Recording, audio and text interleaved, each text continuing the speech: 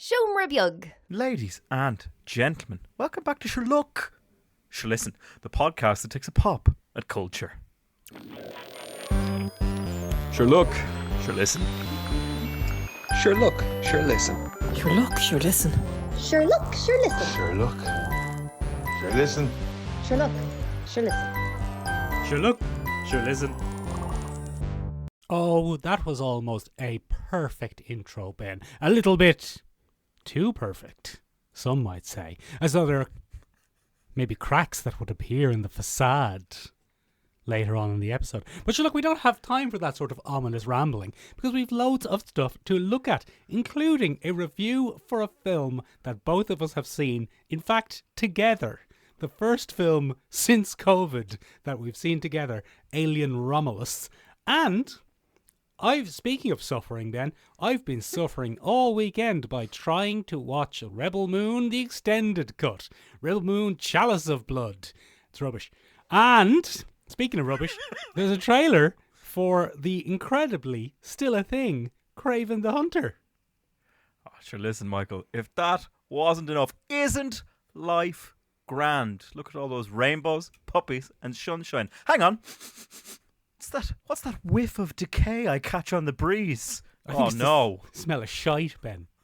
Oh, no, Michael. What if we've been living in a bubblegum dystopia all along? Oh, no. Michael, it's the phrase that's taking the tinternet by, not storm, but mild tempest. It's out there. It's become a thing. So I said to myself, Maple. Yes? Maple. Yep. Come here to me. What did you say to yourself? I should have a look at this on my weekly pop culture podcast. Oh, why don't we? Yeah, why don't we? It'll be fun. It'll be grand. It'll be lovely. So, Michael, that's what we're going to do. We're going to take a look at Bubblegum Dystopia and what it kind of references and where it's come from. Sherlock Benjamin, Sort of. any requests for the listeners before we just dive balls first into it? Now, ladies and gentlemen, you know we love to coast along by the seat of our pantaloons, fucking 3 sheets to the breeze, just rambling around as though we were on giant penny farthings for farcical effect. But if that's the kind of strange, bizarre, rambling thing you enjoy, why don't you give us a review wherever you listen? Yeah. Go there now. Go on. Bear in We'll mind, wait. Ben can't ride a normal bike. So imagine how farcical a penny farthing would be. My knees don't bend, you see, so I can't get the right articulation. So I do what can only be described as an Olympic long jumper's run-up. Yeah. And then I have to employ the services of a young child A Victorian who will stand lad. there like a footstool. Yeah. And I'll propel myself forward, rigidly I might add, like a 2x4 frame. Yes, yeah. And I'll plunk myself on my bone rattler. That's what they calls it, yeah. And I'll head off to the town for a night of japery. Very Victorian. Benjamin, Yeah.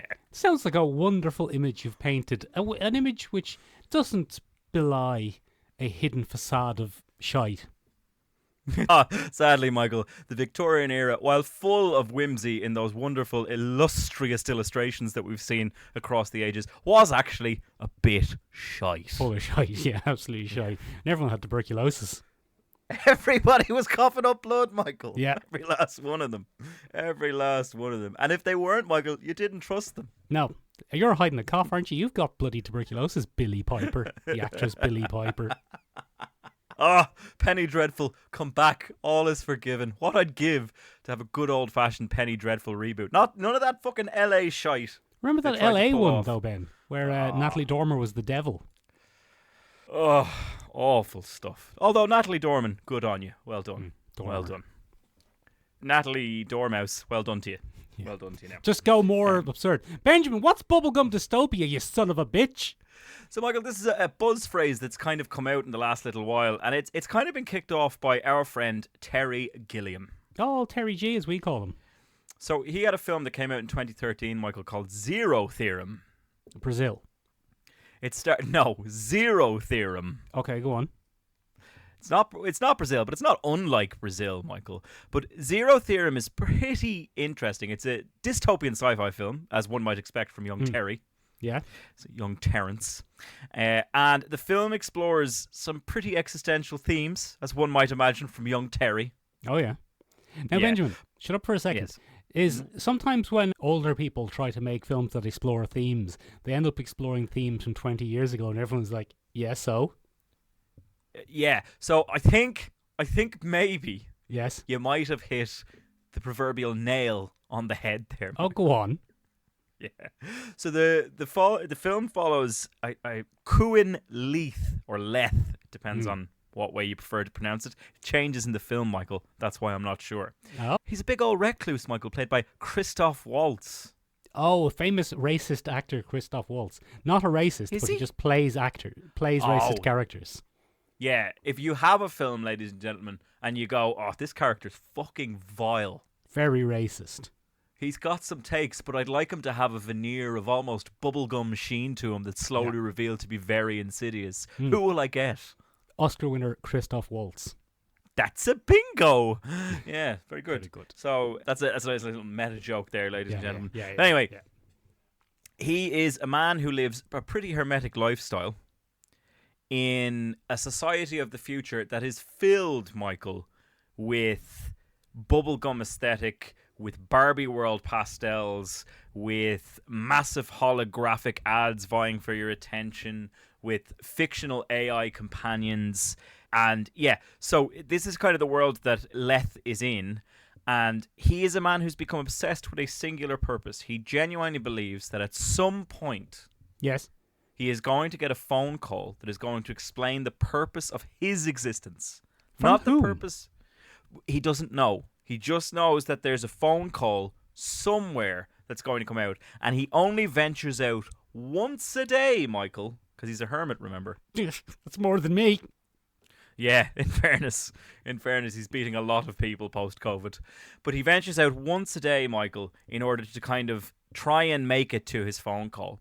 And naturally, he is accosted almost comically at points, Michael, by various characters who make him question his beliefs and make him question his sanity. And then we're left to think, Jesus, is this fella's a bit mad? And Michael, we've seen this before in almost everything. For example, Terry Gilliam's Brazil.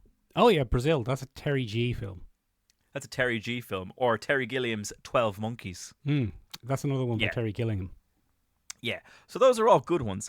But this one, Michael, has kind of kicked off this discussion on Bubblegum Dystopia because it is set against the backdrop of a hyper-consumerist society, a society that is all about buying and social credit and just living your best life, no matter the internal deprivation you might be feeling, if that makes sense. Benjamin, it sounds like you're describing a mix of Barbie Land, Blade Runner, and China. Yeah, so I think you might, again, Michael, I would say I would almost put China in there, but give it the hyper enthusiastic, joyful, post-nuclear apocalypse aesthetic that Japan painted over everything, where they came up with kawaii as a remedy to the existential malaise that came with, holy fuck, did they actually just drop a nuclear bomb on two of our fucking cities? Yeah, no use. No fucking use. Let's get America. obsessed with cats and be cute. Yeah, so they did that. There was a cultural imperative post nuclear apocalypse for the Japanese that was an emphasis on kawaii aesthetics, very cute aesthetics in media and culture. So it's that as well. And naturally, Michael, you can only be force-fed so much kawaii cuteness before you kind of stop, take a step back and go, is there something behind? Is that true though? I know. I've met people who live their entire life in a kawaii cuteness bubble. Yes, I know, Michael. We know several people like that Yeah. ourselves. I don't think so. I think it's probably important to distinguish, and I think that's a good distinction to make, because I don't think there's anything inherently insidious about people who enjoy a bubblier lifestyle or a bubblegum aesthetic or a pastel pink aesthetic. But or Ben, I don't think there's yes. I'm reading here in your notes and it says burn them, burn the fucking weebs. Yeah, that's for the fucking notes, Michael. Oh, sorry, that's the behind the scenes notes. Jesus. Oh, sorry, it says here, you've crossed that out and you've written, I don't think there's anything sinister about people who like a kawaii style. Yeah, and then you see the little winky face emoji that Yeah, I see it means that there. I'm I'm having a little jokey joke. There is. But anyway, I don't think there's anything wrong with that. But I think what Bubblegum Dystopia is kind of encapsulating is it's a society that is taking advantage of that aesthetic in order to better exploit the citizens that are forced to live within that society. Does that Oh, make like sense? Disneyland. Like Disneyland. There's a perfect example. That was actually what one person said to us on TikTok when we put it out there, Michael. Because we're on TikTok at Sure Look, Sure Listen. Oh, yeah. You can give it a follow or Yeah. whatever it is you do on TikTok. You can find us there and you can give us your ideas. But one person said that to us. They said Disneyland might be the perfect encapsulation of that bizarre, sugar-coated despair that plagues Bubblegum Dystopia. Despair, I love it. And so that's a pretty good shout out there. And yeah, it kind of is, because we do see that in, we do see examples of this naturally, Michael, in our everyday society. So the joke was made a few times on our TikTok that, so the society we lived in now, because I put it out to the people, Michael. Yeah. I said to the people, I said, here, what do you think? What are your favourite Bubblegum Dystopias? And I gave them a few examples. But we did put it out to them and they said, the society we live in now. And you're not entirely wrong. And the commenter who gave us that idea of, the Disneyland being kind of the perfect encapsulation of this, cited the very recent case of the woman who passed away in Disneyland due to fault of the park. Hold on, before you libel yourself. Allegedly. Here, have you looked allegedly, into this? All right. Alleged. I got my allegedly in there. That Good man. counts. Mm-hmm. So, have you heard about this story first of all, Michael? No, I haven't. I haven't heard a single word of this. Oh, fantastic. And she spilled the hot coffee on herself, did she? She did, yeah. She actually wanted to, Michael, as the lawyers very clearly put together. Yeah. So, in fairness, there's some pretty sad stuff behind this. So, a New York doctor allegedly died from a food allergy at Disney World because the allergens were not correctly labelled at the park. Allegedly died, or allegedly died because the allergens weren't correctly Allegedly labelled? died because of the park's negligence towards allergen labelling. But died, right? Not She's allegedly died. Okay. She's dead. Okay. She's gone. I'm sorry. Okay. Her name was Dr. Kankaporn. No, hang on. Yeah, no. Kanakporn Tangzhuan. And I'm very sorry. I've probably butchered that name, and I'm very Mongolian? sorry to that woman. I couldn't tell you. But she passed away, Michael, and her husband... this all sounds made up now that I'm reading it, but it is real. This is just all made up. This is her great. husband, Yeah. Jeffrey J. Piccolo, Oh, this is a made up fella, Ben. He was a baddie in Dragon Ball. is in the middle of suing the park for that. And the reason that this was pointed out to us as kind of a dystopian thing is that Disney's response to the wrongful death lawsuit that's being brought against them is pretty bizarre. So they have defended themselves by using... So both of these people, the husband and wife, were members of Disney Plus. They had signed terms and conditions in Disney Plus. Disney Plus, the streaming service. Disney Plus, the streaming service. Okay. I'm a member Plus. What have I got myself in for? Yeah, so they said this is where Disney's piece comes in. This is a report that says Disney issued a statement and said they were deeply saddened by this and by the lawsuit. However, they said that the Irish pub in question that mislabeled the allergens. Oh no, it was our lads. Disney, it's our lads. Oh god damn it. Was neither owned nor operated by them. They attempted to claim that it was a subsidiary of the park that didn't. It's not actually owned and operated by Disneyland. It's like a franchise thing that they rent out. Now that doesn't really hold a lot of water, but anyway, they tried to get out of it by citing terms and conditions that the couple had agreed to while signing up for a month-long trial of Disney Plus. The company, Disney stated, the first page of the subscriber agreement states in all capital letters that any dispute between you and us, Disney, except for small claims, is subject to a class action waiver and must be resolved by individual binding arbitration. So they are citing the clause for their streaming service as an all company-wide agreement, and they've attempted to use this as a defense to have the lawsuit dismissed. That's pretty bizarre. It's pretty bizarre, but a good example of Bubblegum Dystopia, and well pointed out by that one commenter. Now, Michael, Michael. What? I'm There listening. are actually many examples of this in society. Blade Runner is a nice example, actually. You said it a little bit earlier there. Blade Runner is kind of a bubblegum dystopia light because, in certain cases, no one is under the illusion, Michael, that the world of Blade Runner is pleasant. No, it's a real shit show. Although that might be because our point of view characters are always in the grimy underbelly.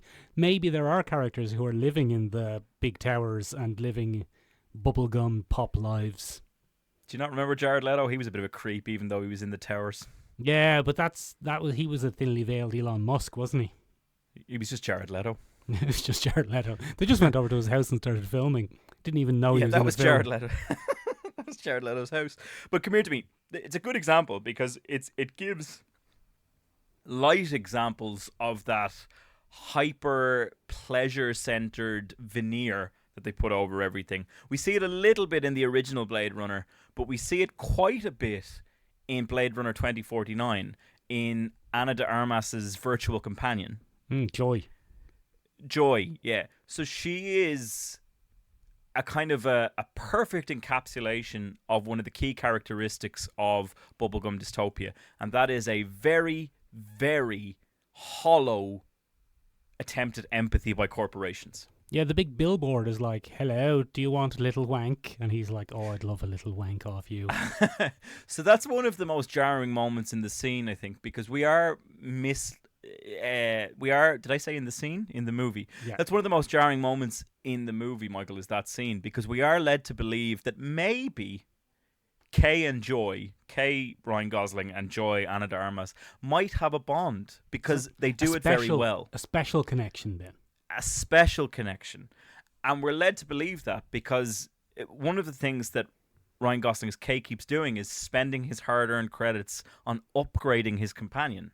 Making her more real. He's improving the AI, Michael. And we'll get to this a little bit later because we saw a little example of this in Alien Romulus, but we'll get to that in a moment. Anyway, it's really interesting because we, as the viewer, are sucked into that relationship because it is playing on our own perceptions of romantic tropes in films. It's playing on our own perceptions of the meet cute. It's playing on our own perceptions of kind of the rom-com as a genre. You know what I mean? Their relationship is very done on that. And then we realize somewhere towards the end of the film, where Kay has his nadir, he's confronted with a gargantuan Ana de Armas. And ladies and gentlemen, before a very few select listeners on this call just nearly pass out with the concept of a gargantuan Ana de Armas. You know who you included. are. You know who you Myself are. included. I've braced myself against the table here. Mm. Look, she turns around and she says, "You look lonely." And we realize that, and Kay realizes in that awful moment, there is nothing special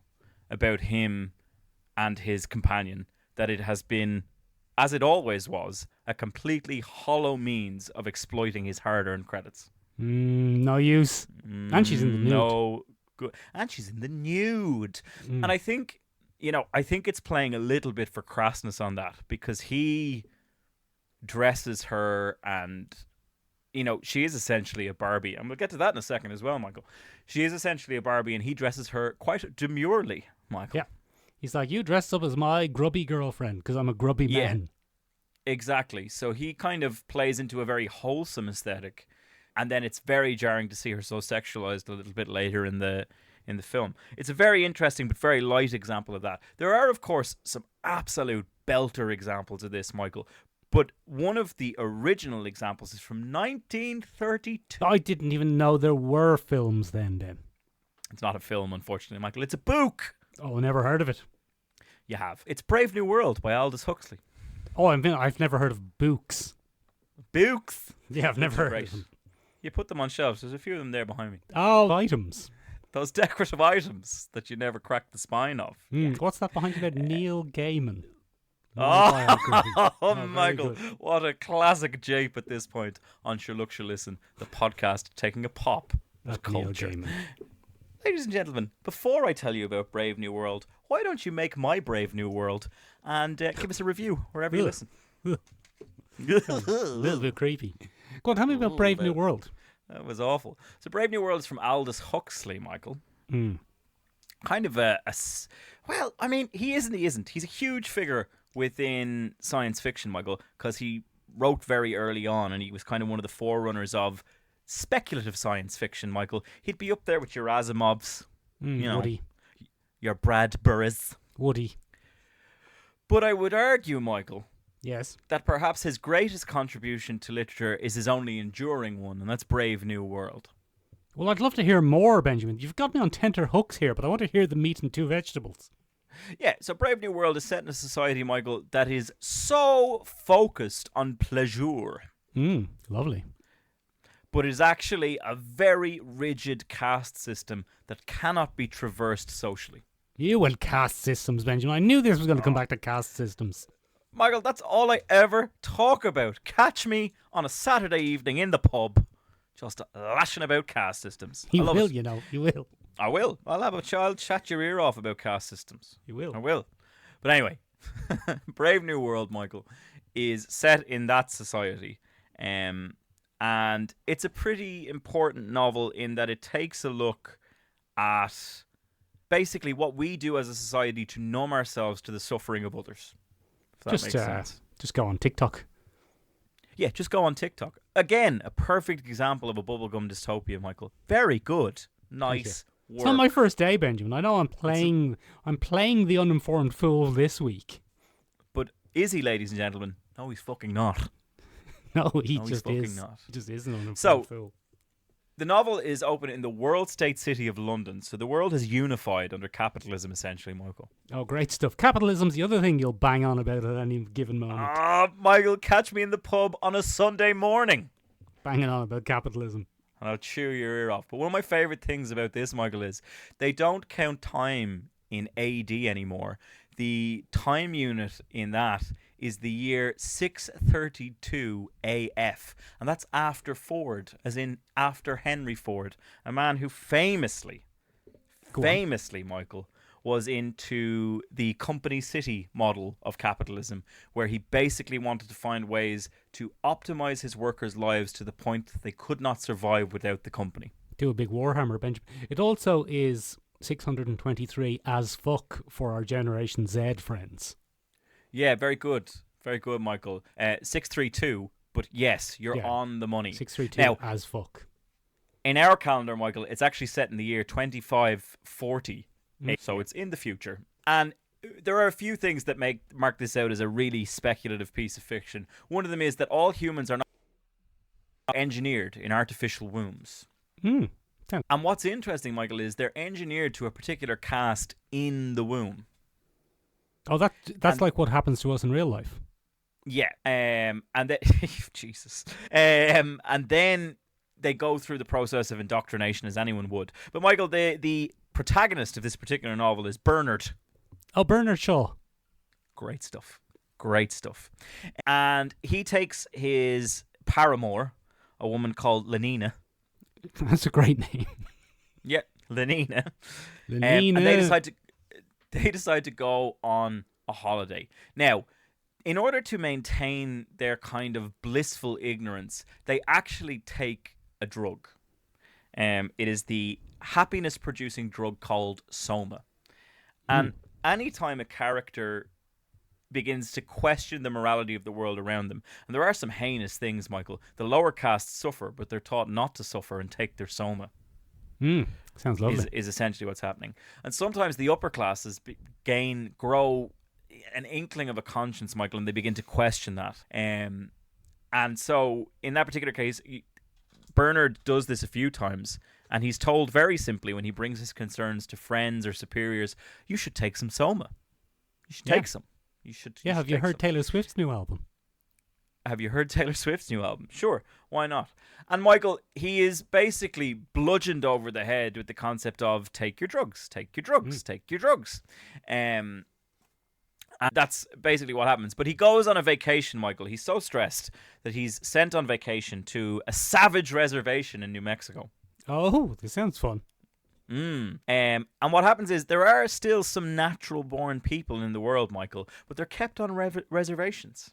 And they fall prey to many of the things that the society of world state has gotten rid of, like disease and the aging process and other languages and religious lifestyles. So they're allowed to engage in kind of the classic sort of human society building beliefs and systems and things like that.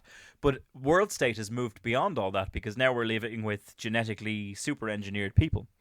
But anyway, they witness the rituals, they witness these people kind of in their savage state. And as it happens, this kind of breaks Bernard. Do go on. He pretty much he meets a savage, okay? And he names the savage John. He gives him the name John. And basically what happens is this savage is shown to be more intelligent than the other savages, and he becomes a bit of a sensation in the society of World State London. And he's brought back to London, not unlike King Kong, and kind of shown off. Benjamin, this used to happen all the time in real Victorian England. Yeah, this used to happen all the time, Michael, in real Victorian. It's a thinly veiled parody of actual Victorian society and, entertainment tropes of his era. Aldous Huxley was very tuned into that kind of thing. But, Michael, what happens is, much to Bernard's chagrin, he is usurped in society by John. John becomes so popular and adapts so quickly to the culture that he's in that he kind of surpasses Bernard. And it's about the conflict that arises from that. And it's a study of what John has to give up in order to take part in world state society perfectly. But very importantly, Michael, it establishes that kind of classic trope of the sinister trope of, why don't you entertain yourself? Why don't you watch this? Why don't you take that? Why don't you just hop glue up your on eyes TikTok open there. and have a look there.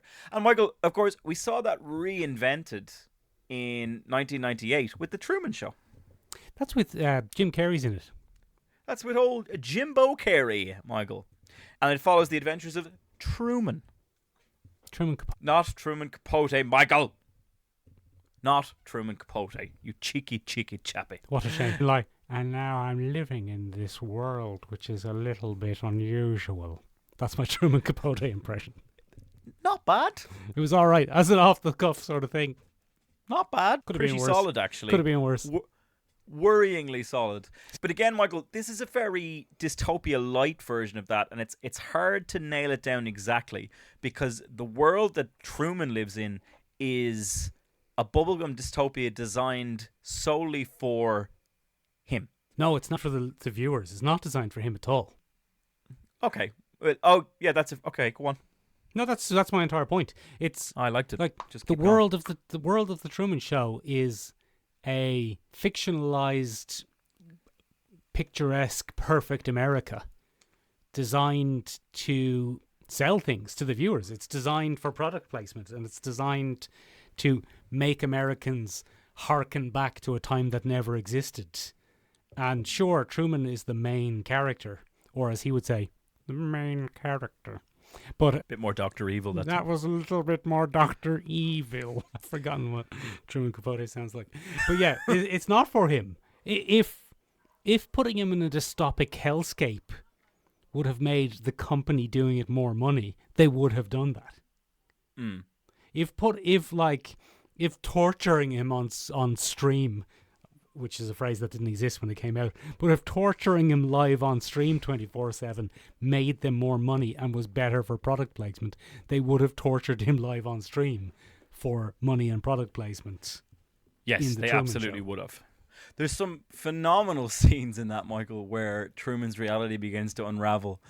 And my favourite scene of that is everyone on that set is stressed. But that's one of my other favourite things. Actually, sorry, I'll go back to a broader point, Michael, because we touched a little bit earlier on how it's the society that exploits the people for their credits. It's not. It's mega corporations generally that are using society to fund their own endeavours. And I think that's encapsulated in Ed Harris's character, whose name escapes me. He's a maestro director. What's his name? The character Ed Harris.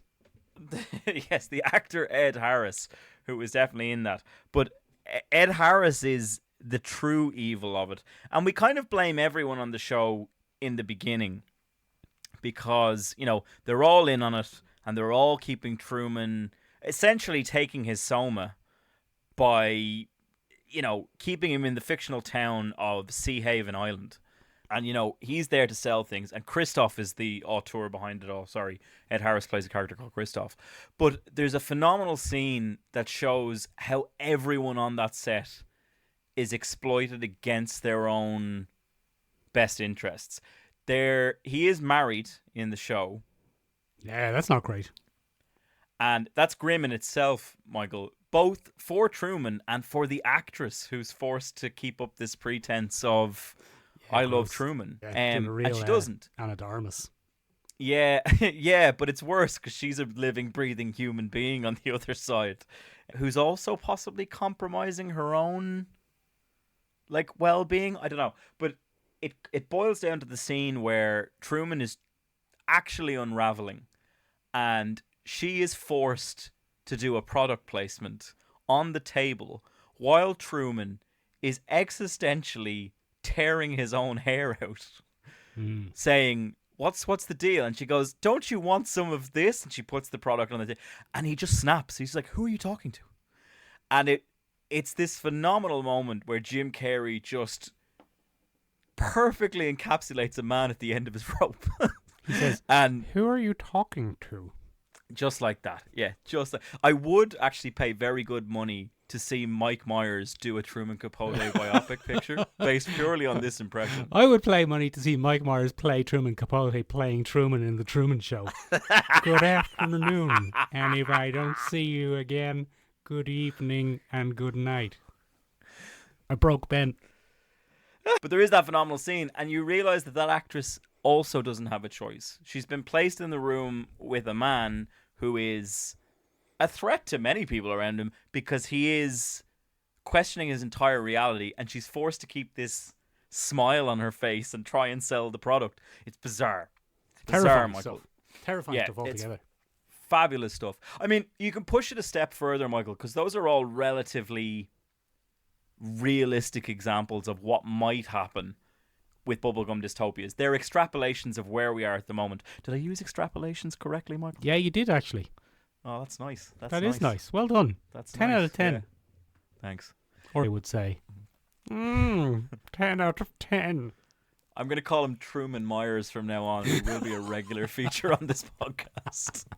He will. I'm going to do it.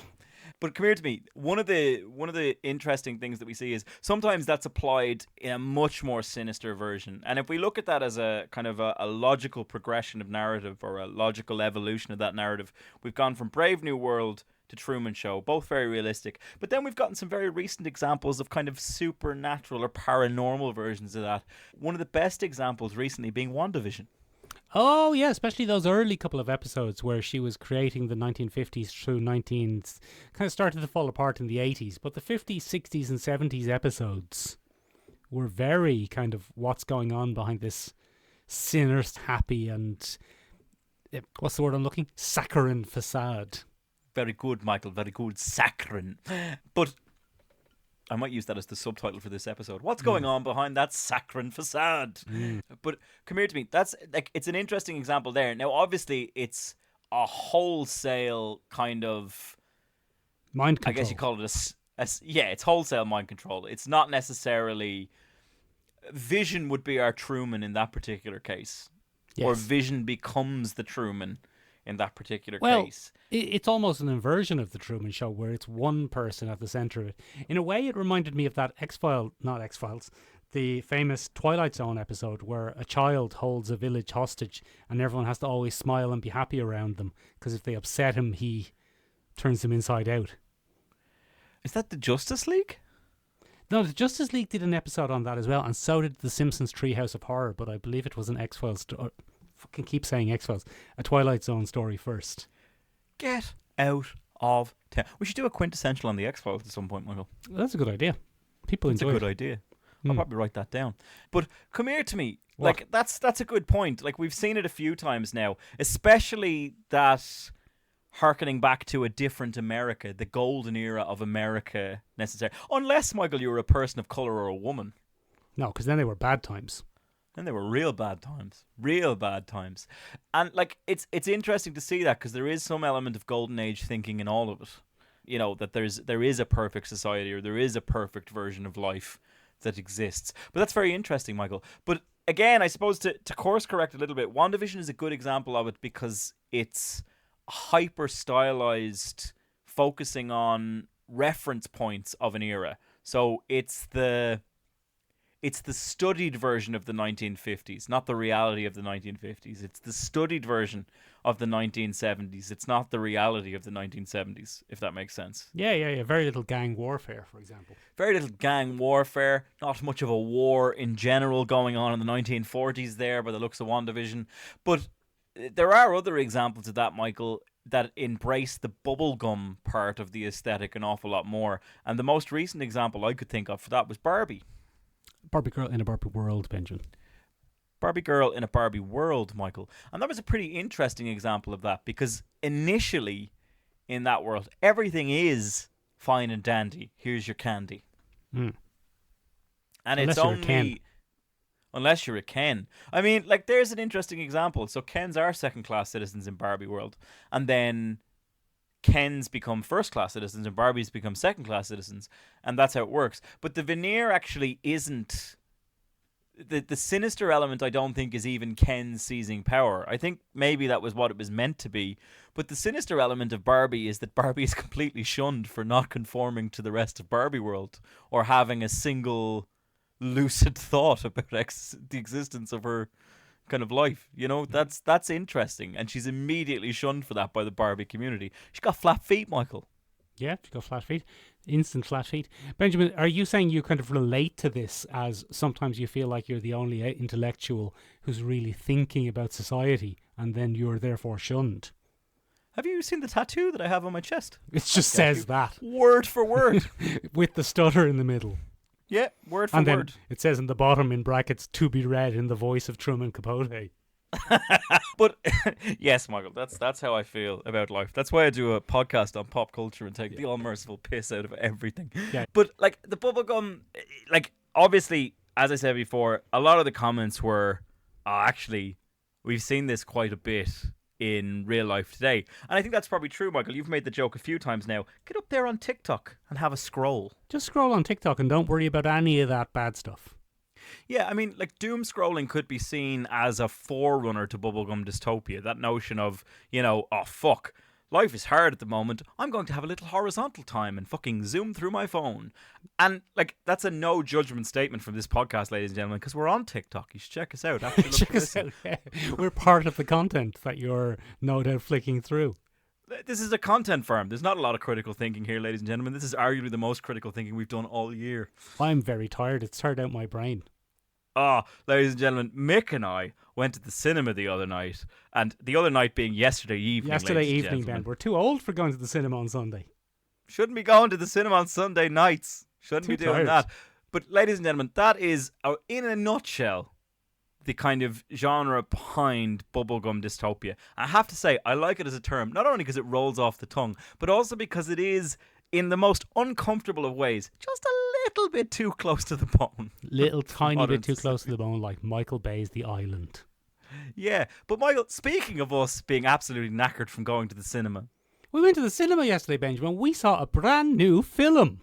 We saw the brand new film from your mate and mine, Fede Alvarez, and 20th Century Studios, which is hard to get used to saying. We saw Alien Romulus. And I tell you what, spoiler-free hot takes first, Benjamin. Yeah. It's pretty good. Pretty solid. Pretty good, isn't it? Pretty good. Pretty fucking good. Some of the this is going to be a spoiler-free section, ladies and gentlemen. If you'd like to go to the non-spoiler section, it's down below in the time codes, both on Spotify and on YouTube. Fabulous stuff. Benjamin, I would point out though, because the trailers are pretty vague on this, and because it's kind of a standalone-ish sort of thing, it's hard to spoil this. People go on a spaceship and there's aliens. Like, that's the story. Like, it's not exactly rife with twists and turns. Yeah. But anyway, I suppose that's the weight of the franchise, isn't it? Like, it's just unavoidable to a certain extent. I'm going to hold you to that because I have a point that I'd like to make on that very topic. But go on, what were you about to say?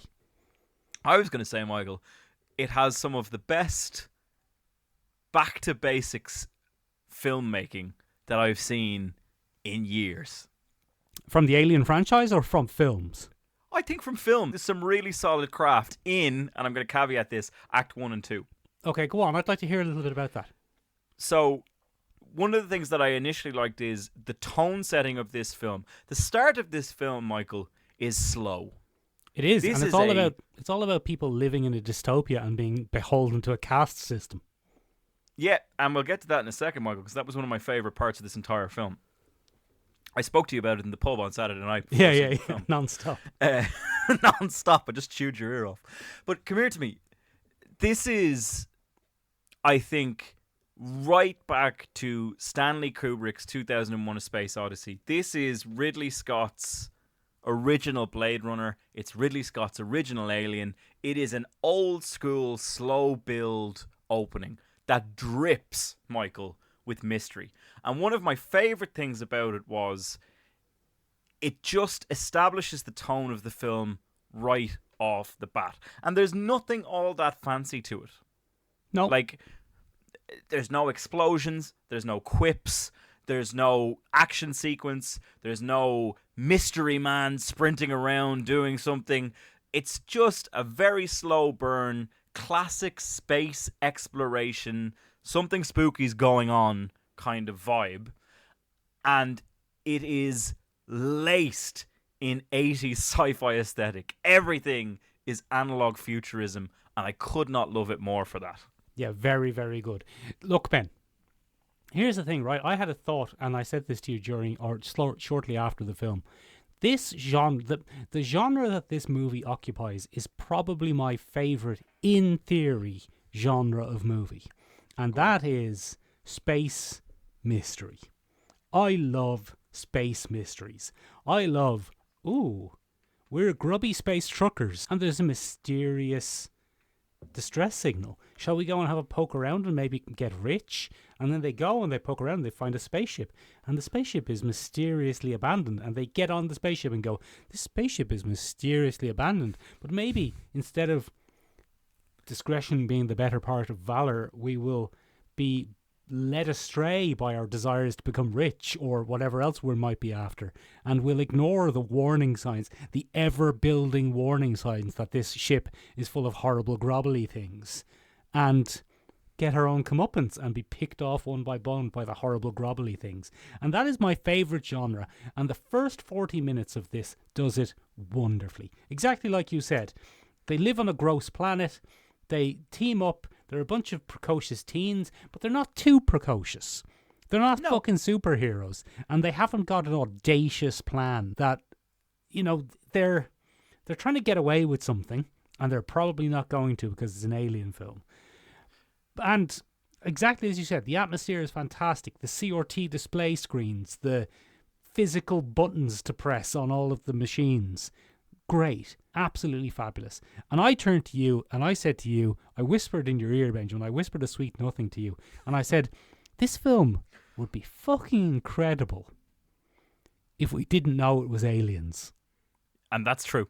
And that's a fact. That is the single biggest drawback of this entire film, is that it is an aliens film. And you know it's going to be facehuggers, it's going to be big black dickhead creatures scrambling around the place getting shot at. It's going to be puncturing people's heads with their secondary dick mouth. And you know all of this is coming. Yeah. And it trying to kind of forget that seeped the tension back into the start of this for me, because it's very light on alien specific imagery until it kicks off. But once it became about aliens, less good, less exciting, less thrilling. Michael, it went from being a relatively clean and sober take on a franchise to a Marvel quip-fest, self-referential. Oh! He said the line! Yeah. He said the line Now, with no context. I actually None. think we're making a slightly different point there, because Go on. yeah, you divide it in three, right? There's Act 1, which is the lead up to them going to the spaceship. And then there's Act 2, which is aliens. They're doing aliens.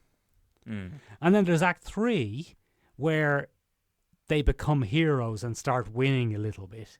And then we'll talk about Act 4 later. But Act 1, the boarding the space station, the plan, the meeting the mysterious character they meet, the performance of the android Andy. Mwah, mamma mia. The only character Mamma in the mia. bloody thing. Great stuff altogether. Then when the aliens are introduced and it's classic aliens and facehuggers chasing down people out of their depth on a spaceship, it is the best Aliens movie since Aliens. Yeah, I mean, look, I said a little bit earlier, it's some back to basics filmmaking. One of the things that I said to your and my good friend Jim in the car on the way back. That's Dr. Jim. That's Dr. Jim to me. Yeah. One of the things I said to him is, I love that we didn't see the monster all that much up until Act 4. But we'll get to that later, Michael, as you said. We'll get to that later in spoilers. We don't talk about Act 4.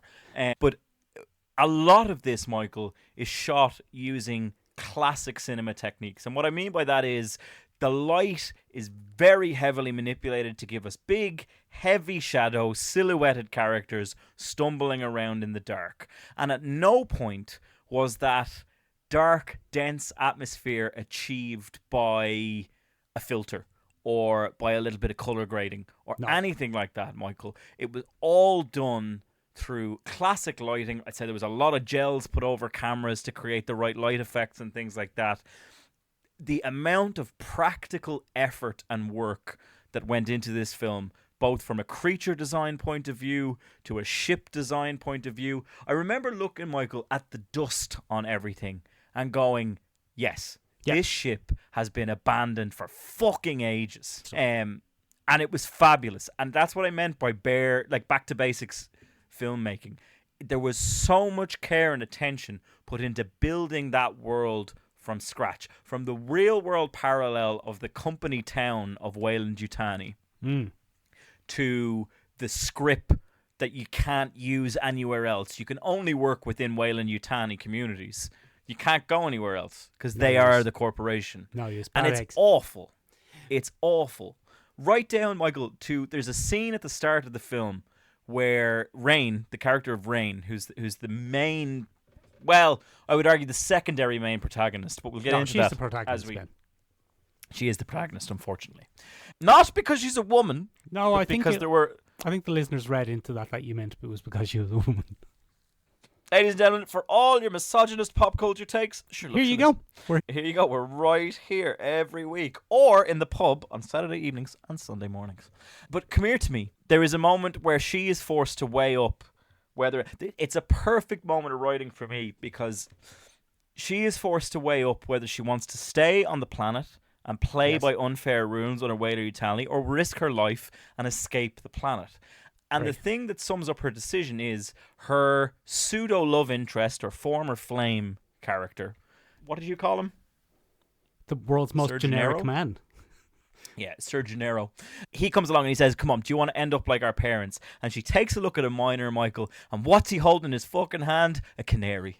Yeah. He has a canary in a cage. And I went, fuck me, this is a good film. I'm enjoying this. Yeah, look, Ben, good film. Good film. It doesn't even quite shit the bed. The last act doesn't quite. It's an undignified dash, but it does make it to the bathroom. But you know what I mean. The bathroom door is still open, and you can hear the action, but at least it doesn't shit in the bed. Michael, that is to be the new metric by which we measure all films. Did it make it to the bathroom? Yeah, it makes it Yes to the or no? bathroom. It makes it to the bathroom, but the bathroom door is swinging J's is open, and you can hear. There's a few trumpet. There's a woodwind section in that bathroom. Yeah, so it doesn't. It's not that bad. But look, I highly recommend it. It is the best film in the Aliens franchise that isn't Alien and Aliens. Yeah, in years. Yeah. In years. And I think, just by what we mean by that, ladies and gentlemen, is, we got the Prometheus saga. Yeah, and we suffered through that, unfortunately. And we got Aliens Revenant, was that what it was called? Or I can't remember, Michael. I think I blocked it out. Vashti was in it. Vashti was in it. Vashti's in all of them lately. He's in this one too. We'll get to that in Act 4. But come here to me. Before you come at me in the comments say I spoiled it. No, I fucking didn't. Listen to the rest of the episode. But there's a great stark contrast, because those Prometheus films were the most plain CGI, interstellar, color graded films going. Like, everything was clear. You could see everything from 5 miles away. They were all digital renders. It just didn't work. Big, wide open spaces for the aliens to hunt you in tall grass sometimes for some reason. Get out of here. Get out of here. It completely misunderstands the claustrophobia of being trapped in a compact space with something that wants to siege your belly. But, as I said, Ben, the great misunderstanding of this is when Alien came out in the 70s, slasher horror was a new genre, and everyone lumped this in with it. And in a sense, by getting a proper horror director with proper horror direction credentials in Fede Alvarez, they've gone back to it being a horror. And it's a good horror. It's a good alien horror, and it's a decent alien action film. But it's really, truly missing that space mystery aspect. And some of its weaker points are where they try to bring that in. Yeah, look, like Ben. No, look, Go on. I'm going to cut across you because we're going to go into spoilers. We're teetering ever closer to spoilers. I recommend this film. I think you should go see it. It's let down slightly by a poor ending, but it's still well worth seeing. It is. He's right. Go see it, ladies and gentlemen. Yeah, Go see okay. it. But now, Michael, Yeah, go on. Spoilers. let's get to the spoilers. Look, there's aliens. They're there. There's loads of them. They Yeah. jump out of your chest. Loads of Yeah. them. The end. Yeah. No, to cover one of the major spoilers that we ruined in part 1 there, Michael Fassbender is not in this film. No, well, he kind of is, because a woman is pregnant Yes. and then she gets injected with the black goo from Prometheus, which in my Boo. estimation had no business being in this film. And when I saw the black goo from Prometheus, I went, oh no! I thought we were kind of imagining that hadn't happened. But she gets injected by the black goo from Prometheus, and she births a giant, hideous, alien-human hybrid creature. And I said to you, Benjamin, I hope it looks like Michael Fassbender. And I think it did. There's a touch of the fascists about him. There's Yeah, a touch. which is great. It's a bizarre creature, Michael. It's ruined in a few ways. Number one, it's not practical. They turned to CGI all of a sudden for that creature. It's like the creature out of Splice. Do you remember Splice from years ago? No. Oh, okay. It's a fun, very similar plot. Weird alien human hybrid creature. Whole thing. Anyway, Michael, there's an Act 3 to this film, Yes. and there's an Act 4 to this film, and I have never regretted an Act 4 to a film quite as much as this one. So- I have. Oh, Go on. No, go on. No, you go on. I've just never seen a film throw away its own hard effort so fucking quickly. I have, Benjamin. Every film Okay. in the Alien franchise. That's except for the first 2 Alien films. Every Alien film has to go. Okay, so here's the scenario. Here's your characters. Here are some aliens, some of your classic aliens, picking off those characters and killing them one by one in increasingly gross and upsetting ways. Here's how your character has a final showdown with the alien. Everything seems to be resolved. Oh, hold on a second. Worse alien. Look at that. We combined the alien with something else and Yeah. made something more awful altogether. Here's worse alien. And every single alien movie does the Act 4 worse alien trick. And it's never worked. And I Yeah. think they all do it because Aliens did it so effectively by having the alien queen. And you go, oh, shit. So now every Aliens director is like, so I made this cool film where people are like trapped on a space station with aliens and they have to try and describe, and everyone's like, oh, that's really cool. What about the end? How are you going to end it? I think they're going to kill some of the aliens and most of them are going to get killed and then they're going to escape. And then the people with the purse strings go, oh, well, hold on one second. What about worse alien?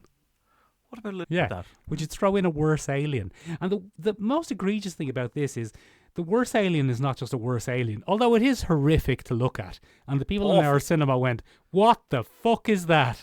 There was a guy directly behind us, and it was my favorite part. I have never been part of a collective cinema reaction. That was the first. That wasn't laughter. That wasn't laughter. This was the first time where I felt a collective intake of breath from the room. Yeah, and it was done through the exact thing that I was praising earlier, because we only get a glimpse of it in full thing, and the fella behind us goes, "Oh, what the fuck?" And I was just like, "Yes, sir." Yes, correct reaction. Very good. It was great. But the worst thing about it is it's scene for scene, beat for beat. The same worse alien scene from Alien Resurrection. It's a big, bald, human-like alien hybrid that pops out of its human mother, who has been infected with alien DNA, has a big scrap, and gets killed with explosive decompression. It's scene for scene. The most egregiously bad part of Alien Resurrection done again. So upsetting. Such a bizarre choice. And it's really shoved in. And I like what you've encapsulated there at the beginning, where you were talking about, the idea of a space mystery. And I think the unknown of this film is its best part. As we've just covered that extensively. We have. There's a kickoff point to Act 4. And the kickoff point to Act 4 is a flashing red light on a hibernation chamber. So one of the MacGuffins of this is the hyperspace chamber. And it's used because you have to cryogenically freeze to travel the massive distances through space. Again, fabulous. Love that kind of thing. Great world building. It's a good MacGuffin. It makes sense because the MacGuffin isn't a quick solve-all. It's just a small piece of them having to undertake the larger journey to escape the hell that they're in, necessarily. And it was nice. But, look, full spoilers here. Everybody dies except for Rain, and up until the end, her former paramour, Sir Genario's sister, who is pregnant, possibly by her cousin. Possibly. That's very ambiguous. Very strange. There are already 2,500 people on that planet, Ben, so I imagine a good bit of that does go on. Probably. But here, come here to me. Look. She, unfortunately, is forced to take some of the black goo because the alien fucks her up. No, she's not. No one ever forces her. No one explains to her what it is. She just takes it upon herself to inject it, having never been part of a conversation about what it was. So I think that might be the next worst thing about this film, and that is that the characters actually act fairly in character and consistently with teenagers who are in a bad situation. Like, up until the last two acts. So what I mean by that is, what I mean by that is they are placeholder characters. They are there to progress the plot to a degree, but they do make decisions that teenagers would make. They are brash. They are impulsive. They are relieved when they think they've won. They let their guard down quite a bit. When their family is threatened, they make terrible decisions. They are not cautious when it comes to dealing with the aliens, as exhibited by one very annoying character who thinks he can take it out while it's in its larval state. He pays the price for that. Horrifically. Well done to Fade Alvarez for making me so uncomfortable in this film several thousand times. He has his little fingers in his ears going, I don't want to watch, Mick. I'm very auditorily triggered, ladies and gentlemen. So you can actually spot me in Irish cinemas with my little fingers in my ears because I know it's going to get me. I can watch a million gory scenes. Doesn't bother me. If the sound is on, it's going to kill me. But anyway, that's not relevant. Towards the end of it, the plot becomes so contorted and dependent on, I guess you'd call them scene pieces? Coincidences. Yeah. You turned to me and said at one point, there's too many awful things happening at once here. And I turned to you and I said, too many cataclysms spoil the broth. Yeah. And that's a fact in this film because Fade Alvarez read Always Up the Stakes in your screenplay and said, oh, cool. And he went, okay, all the stakes up to 11. And it's bizarre. At the same time. What that causes is from a film that is incredibly logical and plays some fantastic plot moves to make the characters progress in a particular direction, it throws it all away to then contort them into these situations that they would not have been in. The prime example being Sir Genario's sister taking the black goo. Yeah, she has to take the black goo because the plot has to happen, but there's no reason for her to do it. She doesn't know what it is, so she just stabs it in herself, and they go, all right, that's what we're doing, are we? All right. Ben, Yes. before we move on, because we've been on this quite a while, there's one last thing to talk about, and that's the fucking homunculus of Ian Holm is in this. Yeah, so this is very interesting. So Ian Holm famously in the original Alien film, He played Ian Ash. Holm, who played Bilbo Baggins, Ian Holm, who's dead, not a living actor, ladies and gentlemen. He's dead and- like 5 years or so? One of the things that we've always wondered on this podcast, because we're now in the era of posthumous cameos, that we do exist in that era where we spin up someone's likeness, we throw their copious audio clips into an AI, Yeah. it generates a likeness, and it can make it, you can make the dead speak, essentially. And we've only seen that used sparingly Yes. to this point. Yes, exactly to your point. You said posthumous cameos, but he is probably the third main character in this movie. Yes. The fourth from top billing. Yeah. He's essential to this. Yeah. Like, it is not a cameo. It is It a isn't- role. It is a Like- role played by a simulacrum of a dead man. and it's weird Mm. because it's not it's done well, which is possibly more upsetting. Yeah. Well, it has the advantage of he's a damaged robot. Yes. So it does look a bit fake at times, but also it should be. It's a damaged robot. it's a damaged robot. It's incapable of evoking the human Mm. idiosyncrasies that we come to expect. But this is bizarre, Michael, because it's his voice, it's his likeness, it's his original character. And I'm all for the character. Away with you. That's fine. The character belongs to the property. That's a different thing.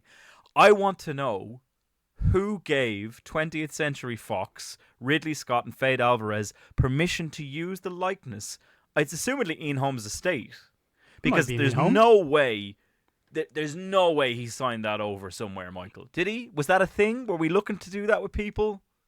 I think we have. We've been looking to do that for a number of years. I don't know, Benjamin. And I don't think we should say much more on it without getting some facts first. And maybe we'll do an Yeah. episode on this in the future because it's an increasingly interesting topic. But anyway, Making good movie. the dead speak. Yeah, Yeah, good yeah. movie. Should have ended in Act 3 with the blinking light on the hibernation chamber, left the mystery up. Because we knew what was going to happen. We're And saying. it's a shame. It's a shame that we had to then tack on this bizarre, super alien moment. Very strange. But Benjamin. we won't spoil any more. Yeah. Go watch it. Speaking of knowing what's going to happen, but then tacking off worse stuff, I watched the director's cut of Part 1 of Rebel Moon, Child of Fire, aka Rebel Moon Part 1, the director's cut, Chalice of Blood. And I've got one question for you, Benjamin.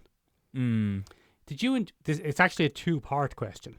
Did Go you on. enjoy Rebel Moon, and do you wish it had more ditties in it? No and no.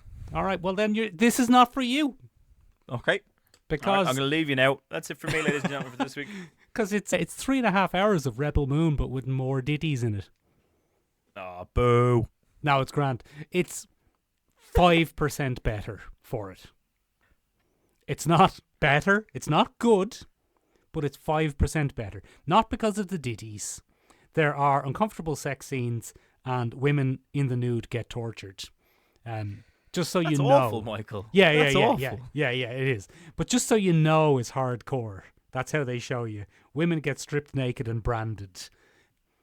But, in its defense, the action scenes, which were atrocious without blood, suddenly make sense and are pretty good. So, they are. They're much better. Like, for example, when a character reaches out and someone with one of those cool lightsaber swords slashes down across their arm, it takes their arm off.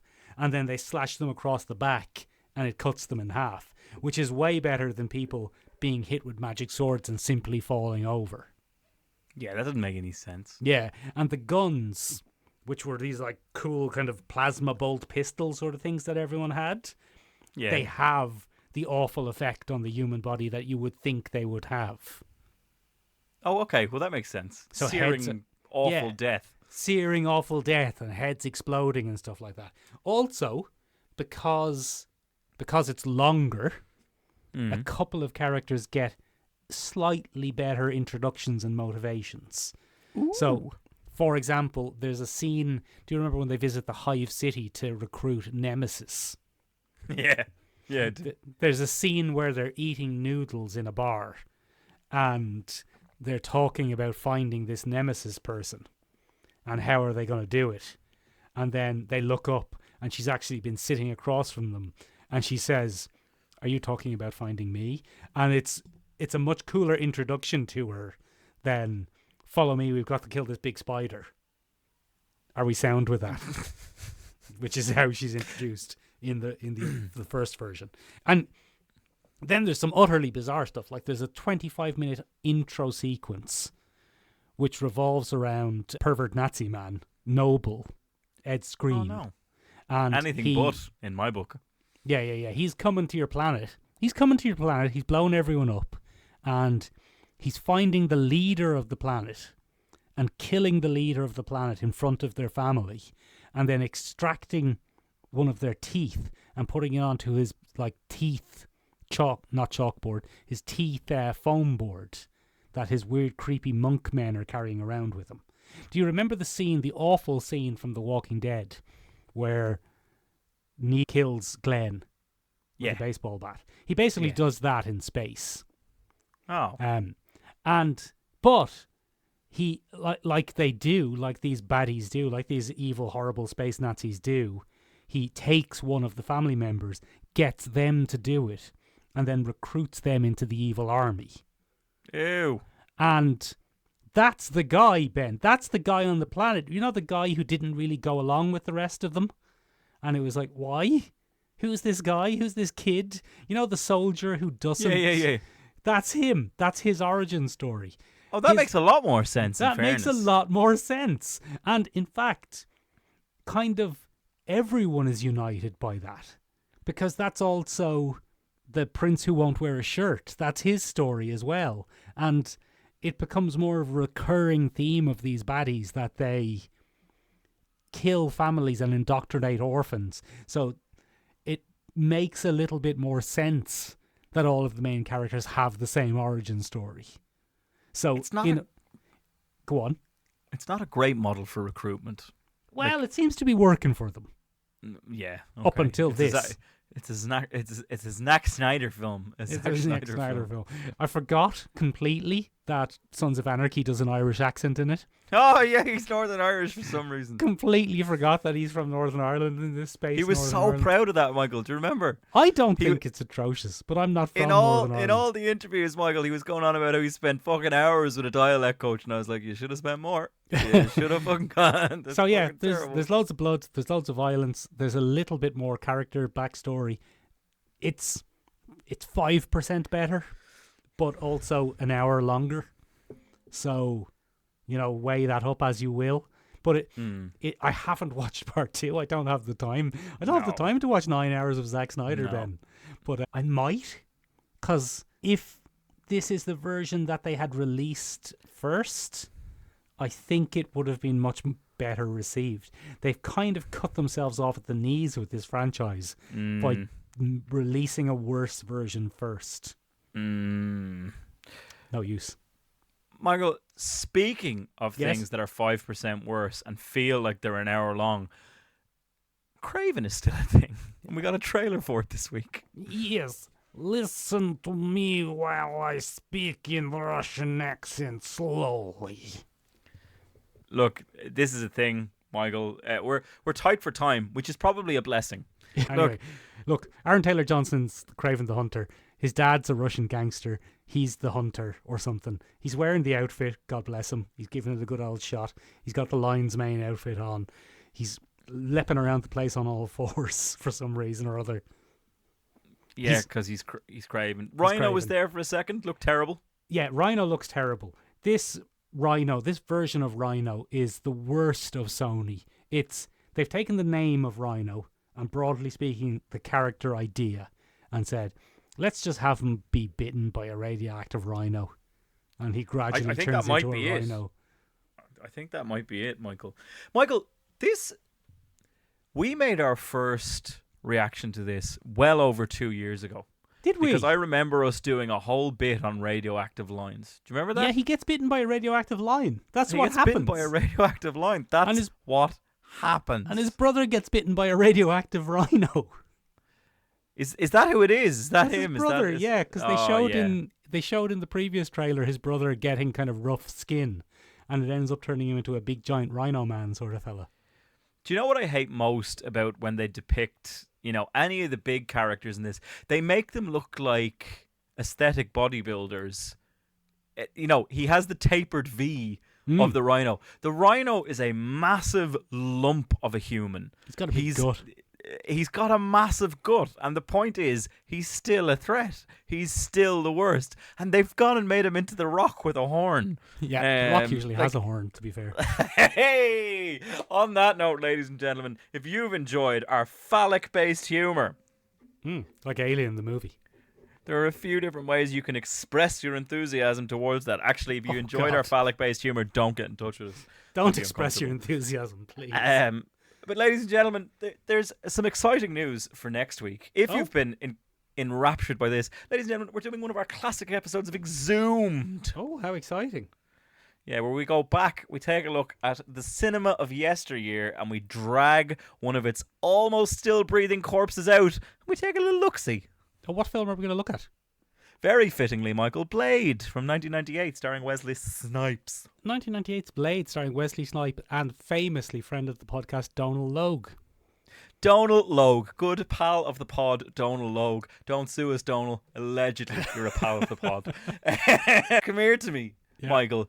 There are a few ways that I'd like to hear from listeners when it comes to that episode. Give us your thoughts on Blade. When did you first see it? What did you think of him? What do you think of the spurious claim that Black Panther was the first black-led superhero movie? Ridiculous. Absolute horseshit. Blade. Horse shit. Blade from 1998. Get in touch with us in a few different ways. You heard us speak about it here, ladies and gentlemen, but we are Seomra Beag. You can find us on the interwebs at www.seomrabeag.com, SEOMRABEAG.com. It means tiny room in Irish, kinda. Kind of, sort of, maybe a little bit. You can find us on the other interwebs at www.sherlocksherelistenpodcast.acast.com. Hop up on it. Hop up on it. You heard us mention it a few times, ladies and gentlemen. We're on Instagram. We take comments on all our topics and ideas and things like that. Hop up on there. Give us a follow. You can also find us, ladies and gentlemen, on TikTok. Are you weighed down by the perilous state of society today? Why don't you ease your mind? Take a little bit of TikTok, and follow us up on there at Sherlisten. The podcast that takes pop culture. But ladies and gentlemen, the true escapism from the horrors of reality would probably be our Discord, where we have polls, discussions, witty banter with anyone who cares to have it with us. We're down there. Hop up on the Discord, ladies and gentlemen. It's in the description below. You can vote on polls. You can give us your thoughts on movies. You can bully me.